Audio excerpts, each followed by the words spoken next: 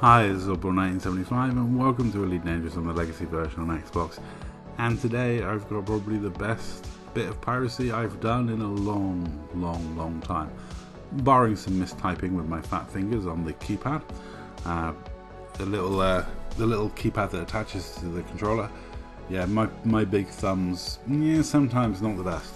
But it's way better than typing through the Xbox, and I gotta say thank you again to the person who sent that to me. That was a random gift from a subscriber, would you believe? Very random, but well, gratefully received. I think they got sick of the fact that I sat there and typed so slow. And this commander seemed to know who I was, so that really helps with the piracy front. So yeah, I asked him to stop for scan. He stopped for scan. And it was a role played out little encounter between my pirate crate Phantom and this nice big Type 9. So yeah, all in all, I was very pleased with how this encounter goes, and it's always that fun, that excitement as a pirate.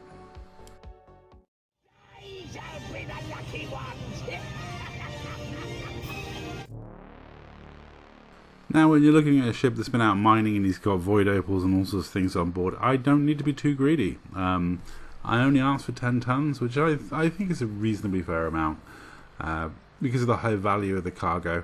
Unfortunately, for some reason they wouldn't let me send it to him directly, so I had to retype it in local, which happens sometimes. One of those foibles of Elite Dangerous, one of those features. And obviously the second version gets shorter because of you just don't have time. The player could be sitting there faking it, charging his FSD. So you got to be careful about these things. You can roleplay a little bit, but you do have to be careful because, one of the best things to do as a Type 9 pilot is to submit, act as though you're complying, but secretly you're charging your FSD. Though a lot of my ships have FSD destruct missiles for that exact purpose, obviously. And this gentleman decided to negotiate down for 5 tons, which I'm fine with. I'm happy to negotiate with commanders. It's fair enough. And I said 5 will do. I mean, my kids are starving. They haven't seen decent loot in a long time, and I need to go buy that moon and drop some animal meat to them soon, otherwise they're starved to death or eat each other in some sort of cannibalistic fight. That's probably what's happened, actually, to be honest. I've left them a while. But, I point out to this gentleman that, 5 will do, but 10 will get you the 24-hour pass. And if you're going to come backwards and forwards, you might want that 24-hour pass. Plus a little squint of beam laser just to freshen up the negotiations. And then we finally see the vault open, and that is the moment of joy for any pirate.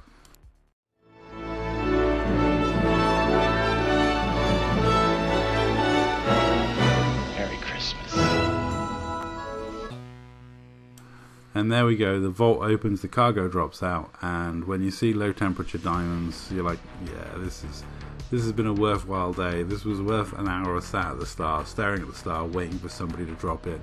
And GG to this commander, fair play to him, negotiating and haggling, it's good to see. And he didn't seem to take the encounter too badly, which is what we like to see. Hopefully he'll come back soon and be a repeat customer. But I've got to say, thank you very much, this commander. It was a wonderful encounter, and my children will eat tonight.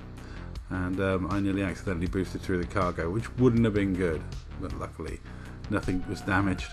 And I'll leave it there and say that's all. Thank you very much for watching. It's the one thing I still enjoy in this game. I don't mind the quiet nights. I don't mind when there's not many people around. Sometimes there's a lack of PvP, other times there's loads of PvP, but the one thing that still keeps me playing this game is the ability to pirate players and have a bit of fun roleplay with them. And this gentleman got his 24-hour pass, and it was much deserved. And I'll tell you one thing I always still love the sight of is another ship jumping out. And I'll say that's all. Thank you very much for watching as we watch this Type 9 jump away. Enjoy.